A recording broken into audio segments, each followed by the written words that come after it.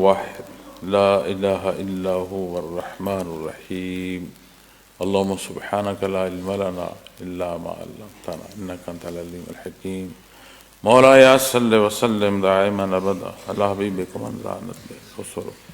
معزز سامعین کرام، السلام علیکم ورحمۃ اللہ وبرکاتہ. ارشاد باری تعالیٰ ہے، اور تمہارا معبود اکیلا معبود ہے جس کے سوا کوئی عبادت کے لائق نہیں، وہ بڑا مہربان بہت رحم کرنے والا ہے. سبحان اللہ. محترم سامعین کرام، پچھلے ماہ جو گزارشات پیش کیں، پھر آج جو موقع مل رہا ہے، ان دونوں بیانات کے درمیان میں اللہ کریم نے احسان فرمایا کہ حرمین شریفین کی حاضری نصیب ہوئی. بہت بڑی تعداد ساتھیوں کی ساتھ تھی. عبادت سے زیادہ یہ خیال رہا کہ انہیں کم سے کم تکلیف ہو، چونکہ سفر نام ہی تکلیف کا ہوتا ہے، اور مسافر اور اس حالت کو مفلسی کہتے ہیں. اللہ کریم ہر ایک کا جانا قبول فرمائے. میرا نہیں خیال تھا کہ اتنے لوگ تیار ہوں گے، تو میرا تو یہ ذہن تھا کہ ایک جو درمیانے سائز کا جہاز ہوتا ہے اتنی تعداد ہو، اسے سنبھالنا بھی آسان ہوتا ہے، ترتیب بھی بہتر رہتی ہے. لیکن اللہ کا اپنا نظام ہے، ساتھیوں کی اپنی محبت تھی. تو ہم وطن عزیز سے اور دنیا کے طول و عرض سے لگ بھگ 800 کے قریب ساتھی وہاں جمع ہو گئے. بہت بڑی تعداد اس میں خواتین کی بھی تھی. میرا خیال ہے کوئی 280 سے 300 کے درمیان تو خواتین کی تعداد ہو، اور انہوں نے بھی اپنا نظم جو ہے اسے قائم رکھا، بلکہ مرد حضرات سے بہتر اپنے نظم کو کرنے کی انہوں نے کوشش کی. اللہ سب کی کوشش قبول فرمائے. یہ آیہ کریمہ جو میں نے آپ کے سامنے تلاوت کی ہے، جس میں اللہ جل شانہ نے ارشاد فرمایا نا وَإِلَٰهُكُمْ إِلَٰهٌ وَاحِدٌ، یہ وہ تسبیح ہے جس تسبیح کا ورد مراقبہ احدیت میں کیا جاتا ہے. احدیت وحدانیت باری تعالیٰ پر ایمان کو پختہ کرتا ہے. وہ ابتدا جو لا الہ الا اللہ سے نصیب ہوتی ہے، اس میں تقویت کا سبب ہوتا ہے. اور بات سمجھ آ جائے تو ذات ایک ہی بچتی ہے جو اللہ جل شانہ کی ہے. باقی اس کارگاہ حیات میں کیا کچھ اس نے پیدا فرمایا. اپنی حضرت انسان کو دیکھو، پھر غیر مری مخلوق کو دیکھو، پھر یہ جو گرد و پیش اس فانی جہان کو اللہ نے بسایا ہے. ہمارے سامنے شجر و حجر کی بات یا بحث ہو سکتی ہے، اس کی تو مخلوق ہے. ان جہانوں کو دیکھو، اس سارے میں کیا خوبصورتی اور کیا نکھار ہیں. اور جب ان اشیاء پر جنہیں ہم شے سمجھتے ہیں کہ شاید بے جان ہے، لیکن اس کی تو مخلوق ہے، اس کا تو ذکر کرتی ہے. ہر شے اس کے ذکر میں محو ہے. یہ تو یہ مکلف مخلوق ہے کہ جس کے پاس یہ مکلف حصہ ہے کہ یہ اپنے اختیار کا استعمال کیسا کرتا ہے، وگرنہ کوئی مخلوق ایسی نہیں ہے جس کی حیات کی بنیاد اللہ کا ذکر اور اس کی یاد نہ ہو. جہاں انقطاع آتا ہے وہ فنا ہو جاتی ہے، اس کی زندگی ختم ہو جاتی ہے، اختتام کو پہنچ جاتی ہے. اور یہ وہ حصہ کہ یہ ادراک اور ایمان کی یہ کیفیت اور حال نصیب ہو جائے، اور جتنا نصیب ہوتا جائے ہر شے کی حیثیت ختم ہوتی جاتی ہے، ایک کی یاد بچتی ہے جو اللہ جل شانہ. اس لیے کہ قائم بالذات صرف اللہ کی ذات ہے، باقی جو کچھ ہے اس کے قائم رکھنے سے ہے. اب ایمان کی یہ کیفیت اور ایمان کا یہ درجہ، بے ایمانی کی بات نہیں کر رہا. بے ایمانی تو ہے ہی اندھا پن. کوئی سے مزید الفاظ میرے پاس ہوں تو میں وہ الفاظ بھی کہوں، اسی لیے وہ تو ہے ہی اندھا پن. میں تو بات دیکھنے کی کر رہا ہوں، نور کی کر رہا ہوں، کہ جو بات دیکھنے کی ہے یا جو سمجھنے کی ہے یا جو سمجھ آتی جاتی ہے وہ یہ ہے کہ ہر شے کا وجود تو ہے لیکن کسی شے کا وجود رہتا کوئی نہیں سوائے اللہ جل شانہ۔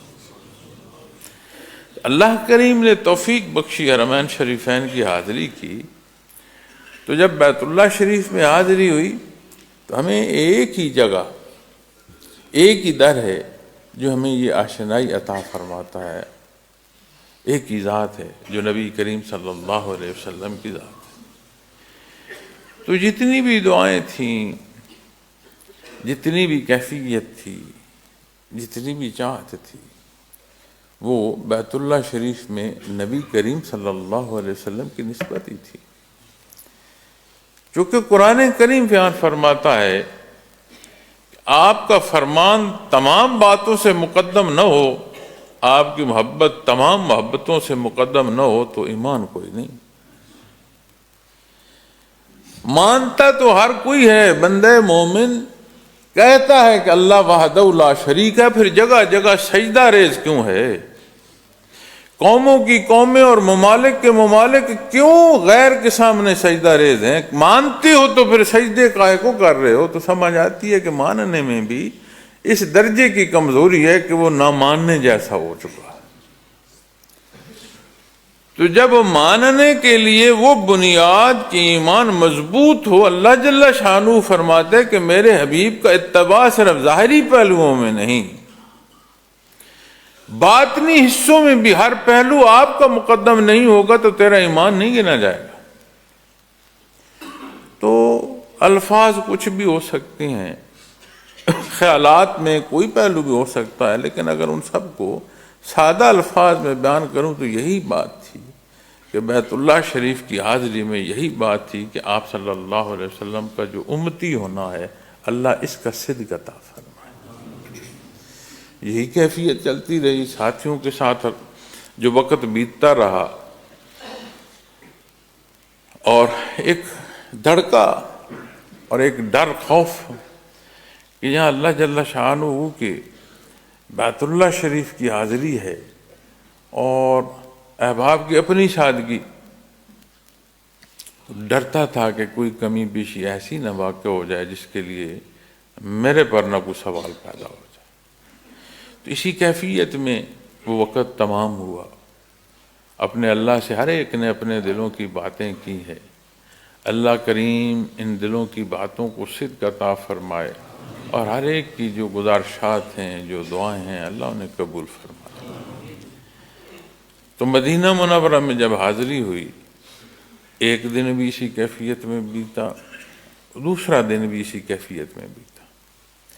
جب دوسرا دن اسی کیفیت میں بیتا، لیکن اللہ کا شکر ہے ساتھ ذکر چل رہا ہے، تو پھر جو بات بہت واضح محسوس کی اور جیسے کہتے ہیں نا کوئی شے منعکس ہوئی دل پر، ایسی کیفیت پیدا ہوئی کہ یہاں سے مانگتے ہو تو اللہ کا تعلق مانگو، چونکہ یہاں وہ نسبت ہے کہ جہاں سے بندگی کی جو کیفیت اور حال ہے وہ نصیب ہوتا ہے۔ تو مدینہ منورہ میں بیٹھ کر دعائیں مانگنے ہیں تو ایسی دعا مانگو کہ آپ سے وہ نسبت نصیب ہو جس سے اللہ کی ذات مقدم ہوتی چلی جائے۔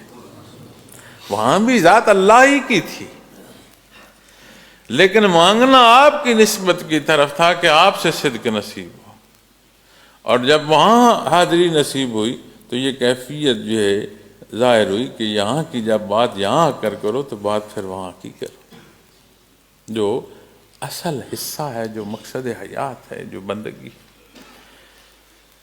اللہ جل شانہ یہ حاضری قبول فرمائے، کمی بیشی معاف فرمائے، لیکن اسی حال کو، انہی خیالات کو ہم آج یہاں بیٹھے دیکھیں، اپنی روزمرہ کی زندگیوں میں دیکھیں تو ہر لمحہ ہر لحظے اس کی ضرورت ہے۔ اور یہ جو فرمان ہے نا وَإِلَٰهُكُمْ إِلَٰهٌ وَاحِدٌ، بات ختم ہو جاتی ہے، بات بچتی کوئی۔ اب ایسا ہے کہ اندھے کو کوئی کہے کہ او دور جو نظر آ رہا ہے وہ کیا تم دیکھ رہے ہو، درخت ہے، جانور ہے، کون ہے، یا یہ دیکھو اس کا رنگ کیا ہے، تو وہ اس کا جواب نہیں دے پائے گا۔ بے ایمانی وہ اندھا پن ہے کہ اللہ کریم کی اس کارگاہ حیات میں رہتے ہوئے جہاں ہر شے شہادت دے رہی ہے کہ ہر شے کا ایک مالک ہے، ہر ایک کو ایک ذات نے پیدا کیا جسے کسی نے پیدا نہیں کیا، وہ وحدہ لا شریک ہے، لیکن ایسا اندھا پن ہے کہ اس کی مخلوق میں سے اپنے خالق تلاش رہا ہوتا ہے، انہیں جنہیں اپنے ہاتھ سے تراشتا ہے انہی سے اپنی ضروریات منسوب کر رہا ہوتا ہے۔ اب آپ بتائیں کہ یہ اندھا پن، اور میں تو سمجھتا ہوں کہ اس سے آگے کوئی لفظ ہو تو وہ بھی بولا جائے تو کم ہے۔ تو جب بات دیکھنے کی آئے گی اور اللہ جل شانہ نور ایمان عطا فرمائے، اور ہم پر تو اس کا احسان کے بطور توارث نصیب ہے، وراثتاً ایمان نصیب ہے۔ کلمہ پڑھتے ہمارے تو کانوں میں اذان دی گئی، اقامت کہی گئی، ہوش سنبھالا تو شرائط ایمان جو ہیں وہ بزرگ جو ہیں وہ والدین جو ہیں وہ ہمیں سناتے ہیں، انہیں نماز رکوع سجود، آپ نہیں دیکھتے کتنے معصوم رکوع سجود کر رہے ہوتے ہیں، چھلانگے لگا رہے ہوتے ہیں جا نماز پر، کیا کر رہے ہیں؟ وہ ماں باپ کو دیکھ رہے ہوتے ہیں، وہ اسی دھیان میں لگے۔ تو یہ اللہ کا کتنا بڑا احسان۔ پھر جب آپ دنیا کی زندگی میں آتے ہیں، مکلف حصوں میں پہنچتے ہیں، بلوغت کو پہنچتے ہیں، تو پھر وہ جو ذاتی امتحان ہے جب اس کی ابتدا آتی ہے تو پھر ہر غلطی اور ہر کوتاہی اس دیکھنے کے سامنے ایک پردہ حائل کرتی ہے۔ ہر نیکی، ہر عبادت ان پردوں کو چاک کر کے دیکھنا واضح کرتے چلتی جاتی۔ عبادات، معاملات، کوئی شے ایسی نہیں ہے جس کا اللہ نے حکم دیا وہ ہماری ضرورت نہ ہو، یعنی بنیادی طور پر ہماری ہی ضرورت ہے جو اللہ نے حکم دیا، بھلے وہ بات عبادات کے پہلوؤں سے آئے، بھلے وہ بات معاملات کے پہلوؤں سے آئے، اور جسے نبی کریم صلی اللہ علیہ وسلم نے اختیار فرمایا، حکم دیا اختیار کرنے کا، ہماری ضرورت تو ہے لیکن اس اندھے پن کا علاج بھی ہے۔ جہاں کوئی صالح عمل اپنے اندر اصلاح رکھتا ہے، اس کا اجر اور ثواب ہوتا ہے، وہ مزید اصلاح کا سبب بنتا ہے، مزید ورع اور تقوی کا سبب بنتا ہے کہ ایمان میں ترقی نصیب ہوتی۔ تو یہ بات سمجھ آ جائے کہ تمہارا معبود اکیلا معبود ہے، وَإِلَٰهُكُمْ إِلَٰهٌ وَاحِدٌ، سوال ختم ہو جاتے ہیں، مسئلے تمام ہو جاتے ہیں۔ کیوں؟ جہاں جو بات پیش آئی میرے اللہ کا کیا فرمان ہے، نبی کریم صلی اللہ علیہ وسلم نے کیا تربیت فرمائی، تو مسئلہ تو ختم ہو۔ ہماری زندگی کے جھگڑے اور جھمیلے کیا ہیں کہ مجھے یہ چاہیے، مجھے یہ پسند ہے اور یہ نہیں پسند، یہ عمل کروں گا اور یہ عمل نہیں کروں گا، یہ بات مانوں گا اور یہ بات نہیں مانوں گا۔ ان تمام کیفیات اور حالات کو آپ قرآن کریم کے تحت لے آؤ تو کوئی سوال بچتا ہے؟ کیا پسند کرو گے جو میرے اللہ نے میرے لیے پسند کیا ہے؟ کیا کرو گے جو حدود نبی کریم صلی اللہ علیہ وسلم نے مقرر فرمائی ہیں، ان حدود میں رہوں گا، سارے مسئلے تمام ہو جاتے ہیں، بندہ آزاد ہو جاتا ہے، جگہ جگہ کی سجدے اور جگہ جگہ کی ٹھوکروں سے بندہ بچ جاتا ہے۔ نہ صرف یہ زندگی سہل اور آسان ہوتی ہے، وہ تعمیر اور بنیاد نصیب ہوتی ہے کہ مقصد حیات پا جاتا ہے۔ دنیا سے کیا کہتی ہے، دنیا سے کیا سمجھتی ہے، اور اگر دنیا کی دنیاوی حصوں کو دیکھنا ہے تو سب سے پہلے تو یہ بدبختی انبیاء علیہ السلام کے خلاف کھڑی کی گئی کہ آپ کا حق نہ مانا جائے۔ وہ مقرب ہستیاں جنہیں اللہ نے چنا، انہوں نے حق بیان فرمایا، ان کے خلاف یہ خواہشات دنیا کھڑی کی گئیں، تو وہاں سے جو ان کا رد ہوتا ہے مطلق رد ہوتا ہے، لیکن دنیا کا حصہ مکلف ہے نا۔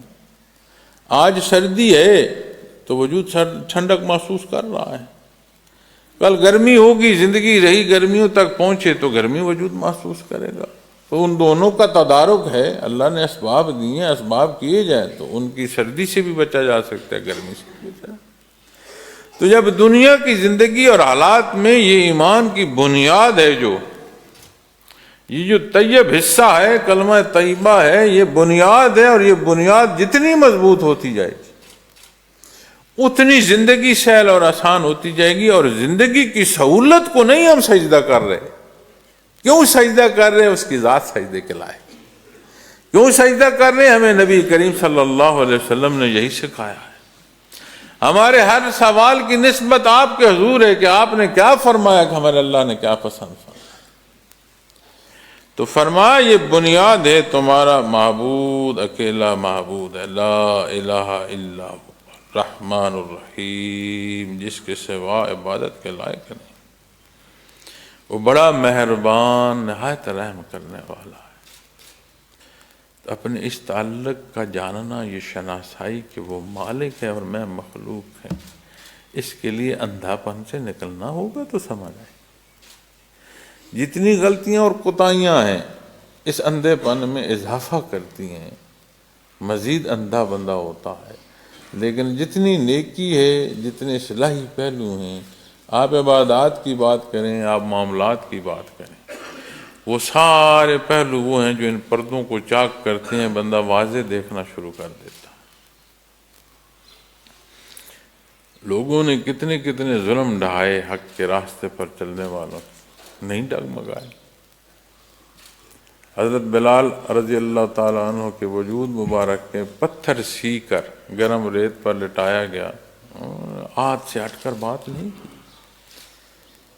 کہ حق چھوڑ دو، نہیں جوڑا۔ آل یاسر کی وہ بوڑھی خاتون جس کی آنکھوں میں خون ہے، وہ کہتی ہے میں دیکھ رہی ہوں اللہ واحد اور لا شریک ہے، میں کیسے کہہ دوں کہ یہ سارے اس کے ساتھ شریک ہیں بت۔ تو پردے ہٹتے جاتے ہیں، دنیا والے بھلے نہ سمجھیں، دینی اور ایمانی پہلو اتنا واضح کر دیتا ہے کہ انہی شب و روز میں بندہ زندگی بسر کر رہا ہوتا ہے اور اسے ایک معیت کی حقیقت نصیب ہوتی ہے۔ اس نقطے کو دیکھتے ہوئے اپنے حالات کا جائزہ لیا جائے، بڑا دکھ ہوتا ہے۔ اللہ کا ماننا، اللہ کے حبیب صلی اللہ علیہ وسلم کا ماننا، یہ دعوی ایمان، یہ رکوع و سجود کیوں ہمارا کچھ نہیں بگاڑ رہے؟ عملی زندگی میں کیوں تبدیلیاں رونما نہیں ہو رہی؟ ہم تو تبدیلی کے نام پر بھی ایک نئے گڑھے میں جا گرتے ہیں۔ بندے مومن کی تبدیلی کیا ہے؟ قرآن و سنت ہے۔ تو ہماری زندگی میں تجاوز کیوں بڑھ رہا ہے؟ تو سمجھ آتی ہے صحابہ کرام رضوان اللہ علیہ مجمعین وہ مقرب ہستیاں ہیں جو نشان منزل ہیں۔ آپ صلی اللہ علیہ وسلم جلوہ افروز ہیں۔ آپ سے عرض کی گئی یا رسول اللہ صلی اللہ علیہ وسلم آپ سے دور جایا جائے تو ایمان وہ نہیں رہتا جو آپ کے روبرو رہتی ہے کیفیت تو رہا۔ آپ نے پردہ فرمایا دار دنیا سے، تو روایت میں، مستند روایت میں یہ ملتا ہے کہ صحابہ کرام رضوان اللہ علیہ مجمعین کے الفاظ ہیں، ایمان کی وہ کیفیت اور حال نہیں رہا جو آپ کے جلوہ افروز ہونے میں آپ کے روبرو تھی۔ یہ کمال مائیت محمد رسول اللہ صلی اللہ علیہ وسلم کا۔ پھر جب بات علی ترتیب 3 زمانوں سے گزرتی اور پھر بات صدیوں میں داخل ہو اور آ جائے تو سمجھ تو آتی ہے کہ انعطاف تو ہو۔ یہ سمجھ نہیں آتی کہ بے ایمانی اس درجوں پر چلی جائے کہ حلال اور حرام اکٹھا کر دیا جائے، یہ سمجھ نہیں آتی۔ یہ جواز نہیں ہے، یہ دوری جواز نہیں ہے۔ اگر یہ جواز ہوتا تو قرآن کریم کا حکم قیامت تک کے لیے نہ ہوتا، پھر ان 3 مبارک زمانوں میں ختم کر دیا جاتا حکم۔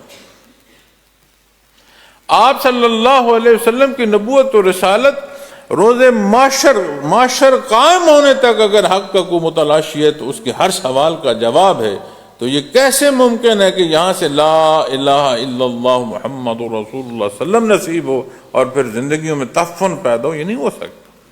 مدارج کی بات ہو سکتی ہے، کمزوریوں پر بحث ہو سکتی ہے، حق اور باطل اکٹھا نہیں ہو سکتا۔ یہ قرآن کریم نے اتنی واضح تفریق فرما دی ہے، ایسا انصاف اور فیصلہ فرما دیا ہے، یہ ادغام نہیں ہو سکتا۔ ہماری زندگیوں میں یہ کیوں ادغام ہے؟ جب اسے ہم دیکھیں گے تو ایسا نہیں ہو سکتا کہ حق اور باطل رلا دیا جائے، اکٹھا کر دیا، ہو نہیں سکتا۔ تو آج یہ جواز، ہم آپ صلی اللہ علیہ وسلم کے زمانے مبارک سے اتنی صدیوں کی دوری پر ہیں تو بے ایمانی نہیں، بے ایمانی کا سبب اپنے اعمال، اپنی چاہتے اپنی پسند ہے۔ یہ ہو سکتا ہے کہ ایک ملک جو اسلام کے نام پر بنا ہو، ایک قوم جو مسلمان کہلاتی ہو، اور اسے یہ بھی نہ پتا ہو کہ میرے اپنے تو حالات اور حقوق و فرائض کیا ہیں، میرے ذمے جو غیر مسلم کے حقوق ہیں میں ان کا تحفظ کیسا کر پاؤں۔ یہ نہیں ہو سکتا، یہ ہماری بدعمالیاں ہیں۔ ہماری آنکھوں کے سامنے پردہ ہے، اور وہ پردے ہمارے اعمال کے سبب ہیں۔ یہ ہماری سودی معیشت ہے جس نے ہمیں اندھا کر دیا ہے۔ یہ ہمارے ذاتی لالچ ہیں کہ ہم سمجھتے ہیں کہ دین اور دنیا الگ ہے، مسجد میں جو وقت ہے وہ گزار لو، جو کاروبار میں کسی سے چھین سکتے ہو چھین لو۔ ایسا نہیں ہے، مکمل ضابطہ حیات ہے دین اسلام، اور ہر پہلو میں رہنمائی فرماتا ہے، اور یہ بات سمجھ آ جائے کہ وہ الہکم الہ واحد، مسئلے حل ہو جاتے ہیں، تمام ہو جاتے ہیں۔ اس کے لیے وہ محبت اور وہ تعلق درکار ہے کہ مزید اگلی آیات میں آپ دیکھیں اللہ جل شانہ ارشاد فرماتے ہیں وَمِنَ النَّاسِ مَن يَتَّخِذُ مِن دُونِ اللَّهِ أَندَادًا يُحِبُّونَهُمْ كَحُبِّ اللَّهِ۔ ابھی قرآن کریم ہے نا، واضح بیان فرماتا ہے، اور بعض لوگ اللہ کے علاوہ دوسروں کو اللہ کا شریک سمجھ لیتے ہیں، پھر ان سے ویسے محبت کرتے ہیں جیسے اللہ سے ہونی چاہیے۔ اب اپنی چاہتوں کو تو دیکھیں، اپنے اس اندھے پن کو تو دیکھیں کہ ہم اپنے اس اندھے پن میں کہاں بھٹک رہے ہیں۔ اور قرآن کریم کیا فرماتا ہے کہ اس کی جگہ کیا ہو، والذین آمنوا اشد حبا للہ، فرمایا اور جو لوگ ایمان رکھتے ہیں وہ اللہ سے بہت زیادہ محبت کرتے ہیں۔ تو بات اس مقام احدیت کی سمجھنی ہے، اپنی محبت جو اپنے اللہ سے ہے، اپنی جو بندگی ہے، اسے ترازو میں رکھ کر دیکھو تو صحیح کہ ہماری خواہشات کا ترازو بھاری ہے یا ہماری بندگی کا ترازو بھاری ہے۔ قیامت کو تو ترازو لگے گا، عین انصاف کی بات ہوگی، اور ہم تو اللہ سے انصاف نہیں مانگتے، رعایت مانگتے ہیں، معافی کے طالب ہیں، اس کی رحمت کے طالب ہیں، اس کے حبیب صلی اللہ علیہ وسلم کے صدقے ہم تو معافی چاہتے ہیں، ہم انصاف نہیں چاہتے، اس لیے کہ ہمارے اپنے کرتوت ہمارے سامنے ہیں، ہمارے اعمال ہمارے سامنے ہیں، اور جو گزرا تو جو گزرا، جو بچا ہے اس میں بھی ہمیں اندیشہ ہے کہ ہم غلطیاں زیادہ کریں گے۔ اللہ معاف فرمائے، نیکی کی توفیق دے، اچھائی کا سوچنا چاہیے، اچھائی کی رغبت لینی چاہیے، اچھائی کے لیے دعا کرنی چاہیے۔ تو اللہ جل شانہ سے جو محبت ہے، اس کے لیے وہ دل جتنا پاک اور صاف ہوتا جائے گا اتنی اس میں محبت جو ہے وہ بڑھتی چلی جائے گی۔ تو جب آج اپنے حالات کو دیکھتے ہیں، اپنے معاملات کو دیکھتے ہیں، تو عجیب تنگی اور تکلیف محسوس ہوتی ہے کہ یہ کیسی مخلوق ہے، کیونکہ انسانی معاشرہ تو ہوتا ہے نا جی، مل جل کر رہنے کو۔ لفظ انسان کا مفہوم جو ہے معزز سامعین کرام وہ یہ ہے کہ وہ جو مل جل کر رہے، یعنی مل جل کر رہنے والے کو انسان کہتے ہیں۔ یہ انسانی مزاج ہے کہ وہ مل جل کر رہتا ہے۔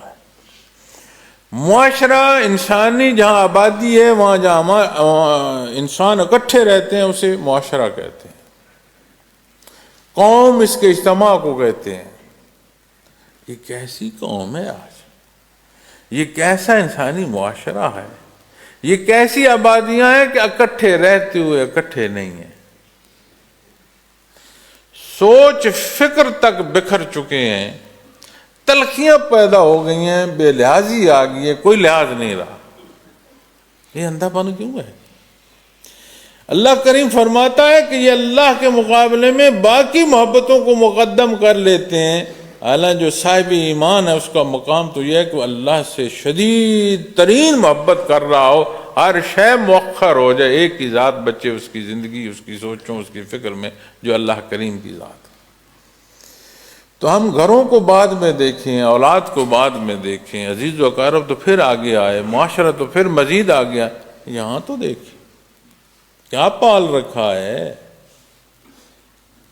ہم جو یہاں سینچنا ہے وہ کیا کر رہے ہیں، ہماری آبیاری کیا ہے۔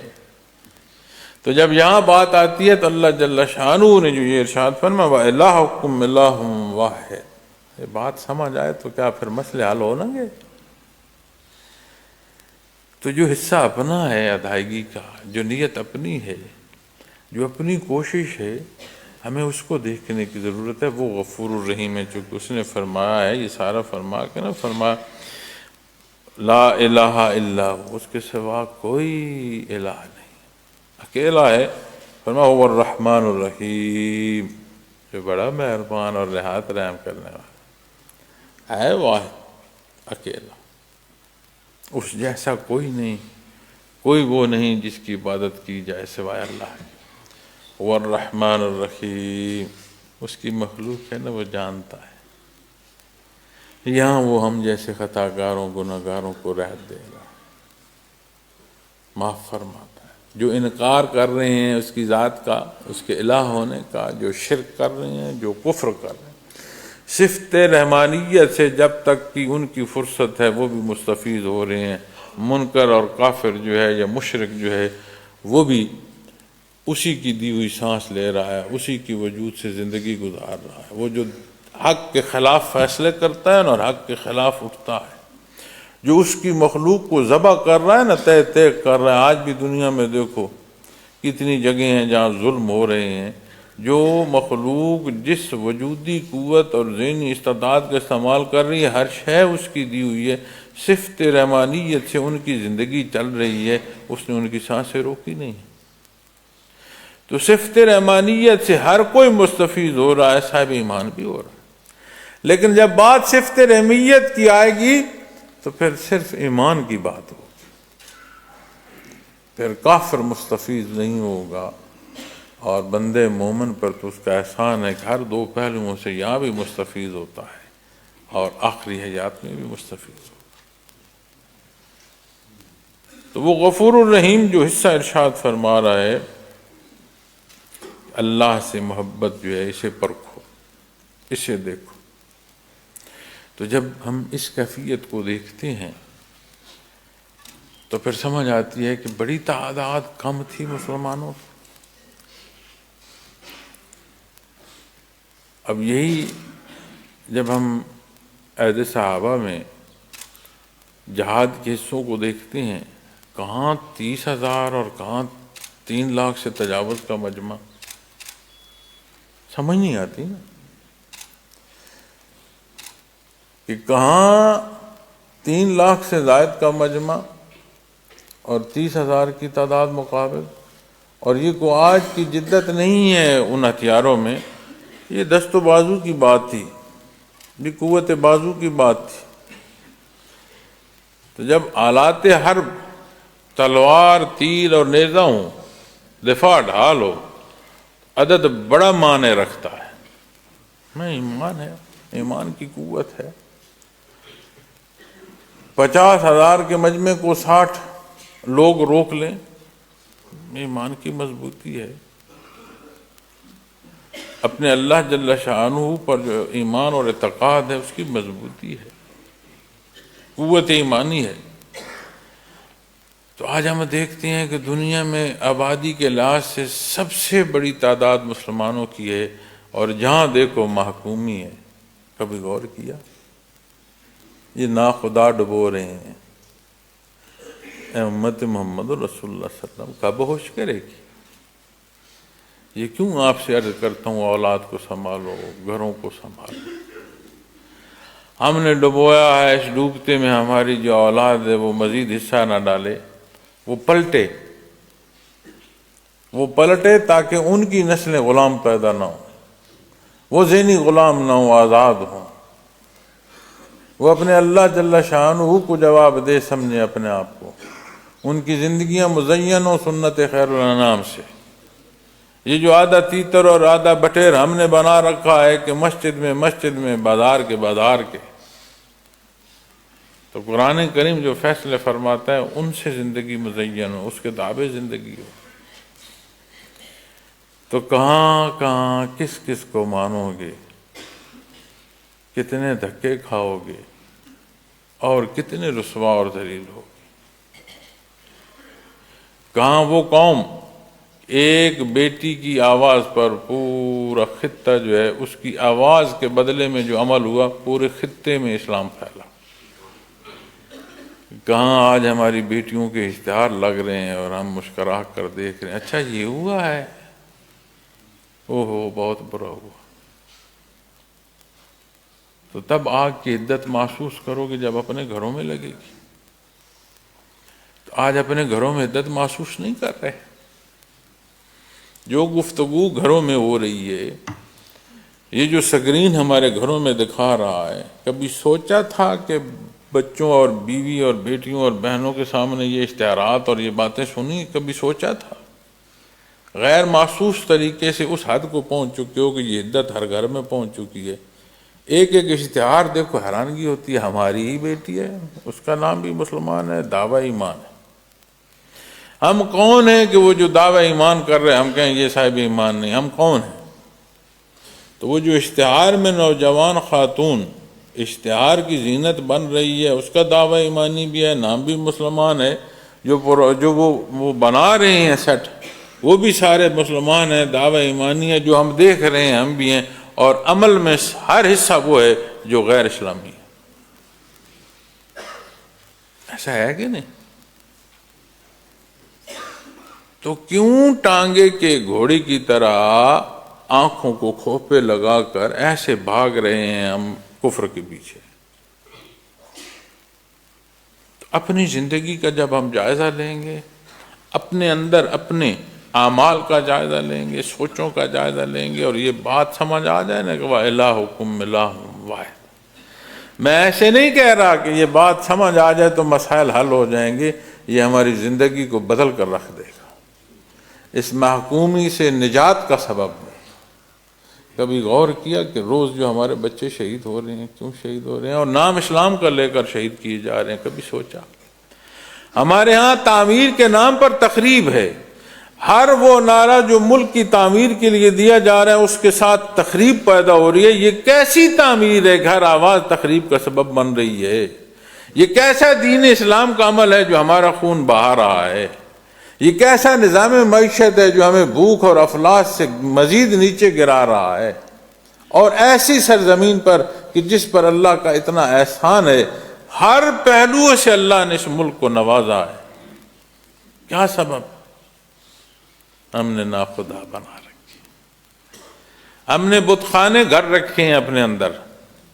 ان بتوں کو پاش کرو، اللہ وحدانیت کا جو حکم دے رہا ہے اسے مانو، جو نبی کریم صلی اللہ علیہ وسلم تربیت عطا فرما رہے ہیں اسے اپنی زندگیوں میں جانچو۔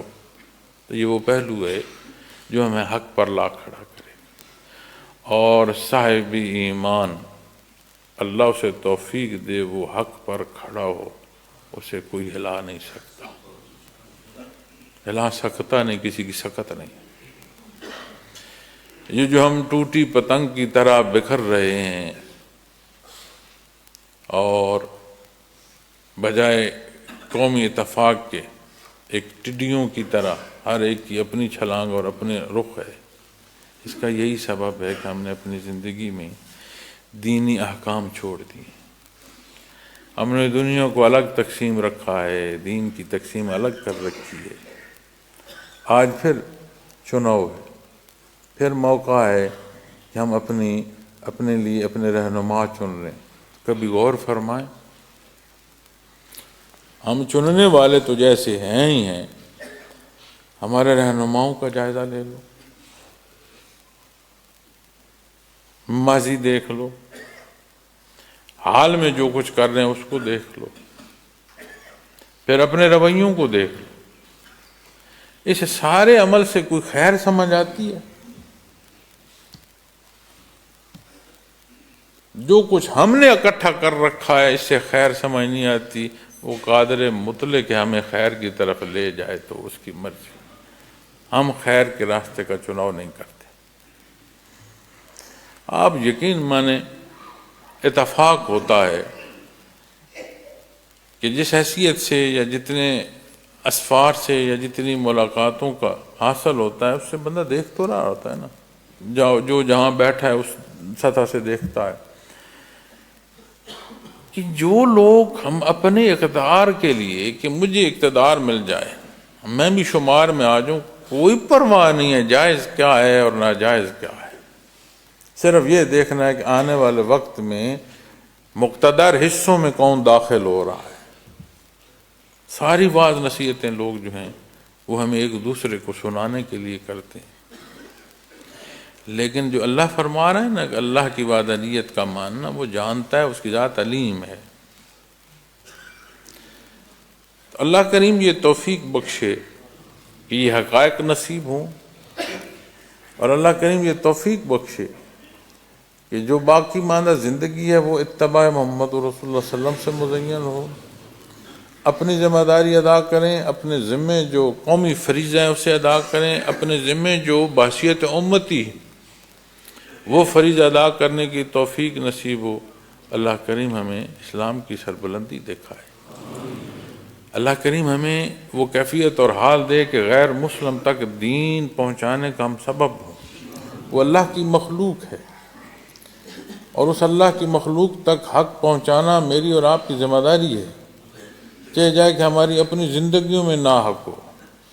اللہ اس وطن عزیز کی حفاظت فرمائے، اس قوم کو اتفاق عطا فرمائے، ہمیں غیرت ایمانی سے نوازے۔ انشاءاللہ یہ وہ کیفیت اور حال ہے جو دنیا تک امت کی طاقت کا سبب بنے گی۔ تو میرے ساتھ آج ہمارے ساتھی بنگلہ دیش سے ہیں، تو جو گزارشات میں نے یہاں پیش کی ہیں اس کا اگر میں مغز عرض کروں تو وہ یہ ہے کہ اپنی زندگیوں کو خالص کریں، اور خالص یعنی قرآن کریم کے تحت وہ بات، نبی کریم صلی اللہ علیہ وسلم نے جو حدود و قیود مقرر فرمائی ہیں، یعنی سنت خیر الانام سے زندگی جو ہے اس سے مزین ہو، اس سے روشن ہو، اور اپنے حصے کا جو کام ہے اسے کریں، مخلوق کو دیکھ کر اپنے حصے کا جو دیا ہے اسے نہ بجھنے دیں کہ کوئی کیا کر رہا ہے، اپنا حصہ کام کریں۔ اور میری دعا ہے کہ اللہ کریم اس خطے میں امن پیدا کرے، ہمارے ان ممالک کو وہ حوصلہ دے، وہ لحاظ دے کہ ہم ایک دوسرے کی بہتری کا سبب ہوں، چاہے جائے کہ ہم ایک دوسرے کے نقصان کے در پہ ہوں، چونکہ آپ جہاں رہتے ہیں وہاں آپ جو رہتے ہیں تو اس کا اثر آپ کے ہمسائے کا ساتھ ہوتا ہے، آپ مانیں آپ نہ مانیں، تو ہمسائے میں آگ لگے گی تو یہ نہیں ہو سکتا کہ وہ دھواں اور وہ تپش آپ کے گھر میں نہ آئے۔ تو اللہ کریم اس دنیا کو امن دے، لیکن نسخہ ایک ہی ہے، لا الہ الا اللہ محمد رسول اللہ، اور اسی نسخے سے دنیا نے امن پایا ہے۔ تو آپ احباب بھی کوشش فرمائیں کہ اپنے ذکر کو مضبوط کریں۔ یہ جو مراقبہ احدیت ہے یہ ابتدا ہے، اور مراقبہ کرنے والا، مراقبہ کیا ہے، اس کا مفہوم بنتا ہے کہ جیسے کوئی صالح عمل کیا جائے اور اس کے بعد بندہ منتظر ہو کہ اللہ عطا فرمائے۔ تو یہ جو بنیاد ہے مراقبے کی، احدیت، وحدانیت باری تعالیٰ پر پختگی نصیب ہوتی ہے۔ بے شمار پہلو ہیں، لیکن جو ابتدا ہے نا کلمہ طیبہ کی، وہاں جا تقویت نصیب ہوتی۔ تو اللہ کریم آپ کو بھی برکات عطا فرمائے، ہمیں بھی نصیب فرمائے، یہ مل بیٹھنا قبول فرمائے۔ آپ کے احباب بھی پانی عمرہ پر جو تشریف لے گئے تھے ان سے ملاقات ہوئی، انشاءاللہ زندگی رہی، اللہ کو منظور ہوا تو کبھی آپ کے پاس دارفان میں آ کر بیٹھیں گے۔ تو میں ساتھیوں سے عرض کروں گا کہ میرے جو ٹوٹے پھوٹے الفاظ ہیں اس کو آپ کی اپنی زبان میں آپ کو یہ جو بیان ہے اس کا ٹرانسلیشن کر دیں۔ اللہ کریم ہم سب کا حامی و ناصر ہو۔ وآخر دعوانا الحمدللہ رب العالمین۔